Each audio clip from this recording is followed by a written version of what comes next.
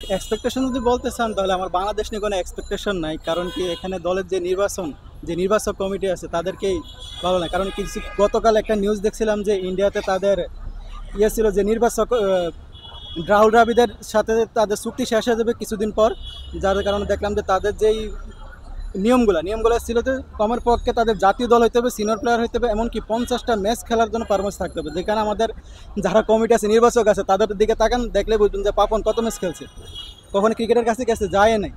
যার কারণে সে কিছুদিন আমাদের দেখেন সাইফুদ্দিন কিন্তু এবার বিপিএলে আমাদের কিন্তু অনেক একটা ভালো ফর্ম দেখেছিল, যেখানে ঠগা ম্যাচ ঢাকার সাথে ছিল, যেখানে অ্যান্ড্রে রাসেলকে সে অনেকভাবে হোয়াইট দিয়ে পরাস্ত করছিল, শেষ পর্যন্ত সে রান দেয় নাই, তারপর ম্যাচটা জিতেছিল অনেক সুন্দরভাবে। কিন্তু সেখানে একটা সিরিজ খারাপ যেতে পারে মানুষের, তাই বলে কি তারা এইভাবে বাদ দিয়ে দেবো? মেহেদি মিরাজকে দেখেন, মেহেদি মিরাজ কিন্তু অনেক ফর্মে ছিল, তার জন্য তাকেও স্কোয়াডও নেওয়া হয়নি। কিন্তু এখানে সাইফুদ্দিন কিন্তু জিম্বাবুয়ে সিরিজে সর্বোচ্চ উইকেট ছিল। তারপরে তার যে লাস্টের যে ইনিংসটা ছিল, যে 48 না জানি 54 রান দিয়েছিল, ওই ইনিংসটা দেখে তাকে বাদ দেওয়া হয়েছে। কেন ভাই? যেখানে দেখেন লিটন দাস অনেক ম্যাচ পর একটা ম্যাচ ভালো করলে তাকে নিয়ে অনেক আনন্দ লাফালাফি করে। এখন আমি জানি না কি এখানে কি এখন বলা ঠিক হবে না, আমার কি হিন্দু কোটাতে চান্স পাইতেছে নাকি অন্য কিছু, আমার এটা জানা নাই সঠিক। কারণ কি দেখেন অস্ট্রেলিয়ার মতন দল, যেখানে অস্ট্রেলিয়ার মতন দল স্মিথকে, তারা এত অভিজ্ঞ প্লেয়ার স্মিথকে এবার দলে নেয় না। ইভেন ভারত রাহুল দ্রাবিড় এবার আইপিএলে কিন্তু অনেক 500+ রান তার, কিন্তু তাকেও কিন্তু দলে স্কোয়াডও রাখা হয় না। অভিজ্ঞতা, যেখানে আমাদেরকে অভিজ্ঞতার কোনো দাম দেওয়া হয়নি। অভিজ্ঞতার তাদের দাম আছে, লোকেশ রাহুল, হ্যাঁ লোকেশ রাহুল। এখানে তাদেরকে অভিজ্ঞতাকে তাদেরকে পারফরমেন্স দেখে দলের মধ্যে টিকতে হবে। যেখানে কিন্তু তার পারফরমেন্স না তারপরে তারা অটোমেটিকলি চয়েস। ইভেন বিরাট কোহলিকে নিয়েও দলে রাখবে কি রাখবে না সেটা নিয়ে টানাপোড়েন হয়েছিল। হ্যাঁ, কিন্তু তারপরে দেখেন আমাদের তার মধ্যে বলতেছেন যে আমাদের ক্রিকেট বলতে মায়ের দোয়া ক্রিকেট বোর্ড, আর কি বলবো আর বলেন। আচ্ছা, এটা তারপরে যে তো বাংলাদেশ সাপোর্ট করে যাব, কিন্তু হ্যাঁ এখানে সাকিবের জন্য অনেক কিছু আছে। কারণ সাকিব একমাত্র যে প্লেয়ার যে পুরো বাংলাদেশকে একটা রিপ্রেজেন্ট করছে, কারণ সাকিবরা অবহেলা করার কোনো অবকাশ নেই। কীভাবে তাকে বলে? কারণ তার যেই এবার যে যদি টি-20 বিশ্বকাপে যদি ইতিহাস গাড়তে হয়, তাহলে সর্বোচ্চ উইকেটদাতা, ইভেন বাংলাদেশি হিসেবে সর্বোচ্চ রানদাতা। তাহলে তো তার এখানে আর সাকিব নিয়ে কোনো কন্ট্রোভার্সি করা যাবে না। ইভেন মাহমুদুল্লাহ একজন সিনিয়র প্লেয়ার, ওনাকে নিয়ে কোনো কন্ট্রোভার্সি করা যাবে না। বাকি যারা আছে তাদেরকে আমি মনে করি না এখানে মেহেদি মিরাজকে তারা কী জন্য নেয় নাই, আমি এটা এখনও বুঝতেছি না। যার আইপিএল এবং ইভেন সাইফুদ্দিন, আমি বারবার সাইফুদ্দিনের কথা বলবো, কারণ কি সে এবার বিপিএল অনেক সুন্দর খেলছে, অনেক ভালো খেলছে, যার কারণে কী জন্য নেওয়া হয় নাই আমি এটা বলতে পারবো না। আরেকটা জিনিস যেটা হচ্ছে যে ক্যাপ্টেন শান্তর স্ট্রাইক রেট নিয়ে টি-20 ফরম্যাটে তার স্ট্রাইক রেট এত নিচে থাকার পরেও সে দলে থাকছে, সেই সাথে ক্যাপ্টেন্সি করছে, এই ব্যাপারে যদি কিছু বলতেন। আসলে এটা একমাত্র বাংলাদেশের সম্ভব, কারণ বাংলাদেশের যে পিচ মিরপুরে যদি মাঠ ধরেন, সেটা তো মাঠ না, এক ধরনের গ্রাম অঞ্চলের কি বলে নারা ক্ষেত বলে, আমাদের গ্রাম্য ভাষাতে নারা ক্ষেত বলে, নারা ক্ষেতের একটা পিচ যেটা বলতে গেলে, যেখানে স্ট্রাইক উড়ানো অনেক কঠিন। সেখানে আর এটা কিন্তু হ্যাঁ, যে চট্টগ্রামের পিচটা অনেক ভালো ছিল, ইভেন সিলেটের পিচটাও অনেক ভালো। সেখানে যদি সবগুলো ম্যাচ খেলতো, মানে সবগুলো ম্যাচ যদি রাখা যেত, তাহলে অনেক কিছু ভালো করা যেত। আর এই স্ট্রাইক রেট দিয়ে আমি মনে করি এখন যে ভেন্যুতে এই বিশ্বকাপ খেলা হবে, এই স্ট্রাইক রেট দিয়ে জীবনে বাংলাদেশ বিশ্বকাপ জিততে পারবে না, অন্তত এটা শিওর।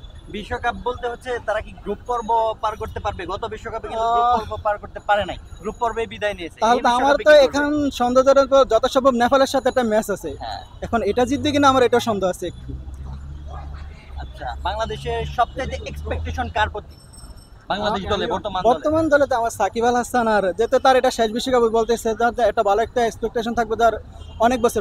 দেখুন 47 উইকেট, তারপরে আছে শাহিদ আফ্রিদি 39 উইকেট, তার অনেক একটা বিশাল গ্যাপ। যেহেতু অনেক সিনিয়র প্লেয়ারটা চলে গেছে এই সমস্ত উইকেট নিয়ে, আমি মনে করি সাকিব আল হাসান একটা সর্বকালের সেরা প্লেয়ার হিসেবে মানে ভবিষ্যতে আর থাকবে আর কি। নিজের দেশ বাংলাদেশ সবসময় একটা ভালো আশা রাখি, যেমন সাকিব আল হাসান আমাদের বিশ্বের মধ্যে একজন নামি দামি প্লেয়ার, তো ওনার হাতে বিশ্বকাপ দেখার আশাটা ছোটোবেলা থেকে ছিল, তো সেটা কখনো হয় নাই।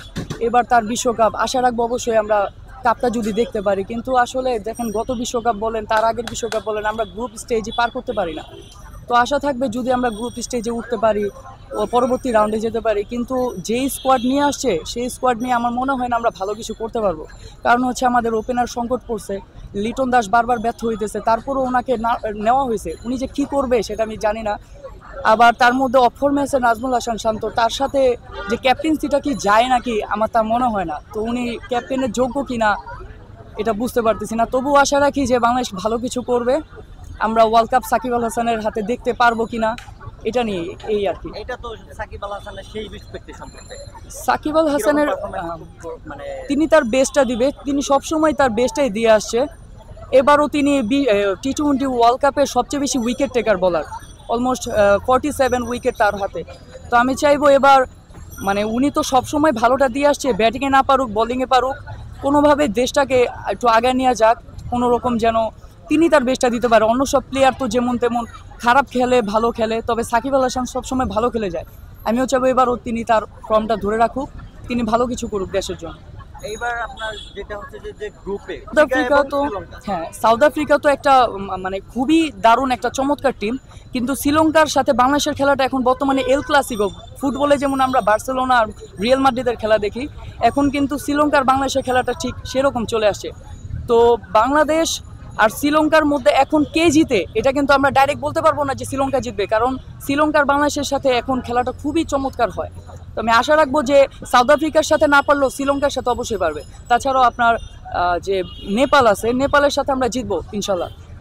আরেকটা মেহেদি মিরাজ আর হচ্ছে শেখ মেহেদি, এই দুজনের প্লেয়ারের মধ্যে আপনার টি-20তে খেয়াল করবেন শেখ মেহেদির কিন্তু উইকেট বেশি কিংবা ইকোনমি বেশি মেহেদি হাসান মিরাজের থেকে।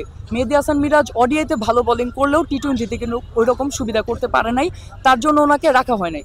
আমার মতে শেখ মেহেদিকে রাখা হয়েছে ভালো হয়েছে, কারণ উনি টি-20তে মিরাজের থেকে ভালো পারফরমেন্স করছে। That's it. সাইফুদ্দিনের ব্যাপারে যদি বলতেন যে জিম্বাবুয়ে সিরিজে সর্বোচ্চ উইকেট টেকার হয়েও ইভেন বিপিএলে কিন্তু ফাইনাল ম্যাচ পর্যন্ত কিন্তু সে পারফর্ম করেছিল, ভালো পারফরমেন্স করেছিল, এবং তার নৈপুণ্যে কিন্তু বরিশাল কিন্তু শিরোপা জিতেছিল। সাইফুদ্দিনকে এভাবে ড্রপ করা নিয়ে আপনি যদি কিছু বলতেন। আচ্ছা, সাইফুদ্দিনের ব্যাপারটা হচ্ছে যে আমাদের কিন্তু শরীফুল ইসলাম, মোস্তাফিজুর রহমান, একটা দলে কয়টা পেসার রাখা যায়? শরীফুল বেটার না সাইফুদ্দিন বেটার? আমার মধ্যে তো শরীফুল বেটার, কারণ সাইফুদ্দিন গত জিম্বাবুয়ের সিরিজে ভালো খেললেও শরীফুল কিন্তু গত কয়েকটা সিরিজ সবার সাথে ভালো খেলে আসছে। তো এই ক্ষেত্রে সাইফুদ্দিনের রাখাটা না রাখাটা আহামরি খারাপ কিছু না। কিন্তু অলরাউন্ডার, হ্যাঁ, তিনি কিন্তু ব্যাটিংও ভালো চালাতে পারেন। তো সেই ক্ষেত্রে আপনি তাকে কিভাবে বিবেচনা করবেন? ঠিক আছে, এখন এটা বিসিবি তো অনেক দেখেন কত ভুল সিদ্ধান্ত নেয়, তো এটা আমার মতে ভুল সিদ্ধান্ত হতেও পারে। আবার সাইফুদ্দিনের সাথে কম্পেয়ার করলে আমার মতে সাইফুদ্দিন বেটার, কারণ হচ্ছে ও খুব চমৎকার বোলার।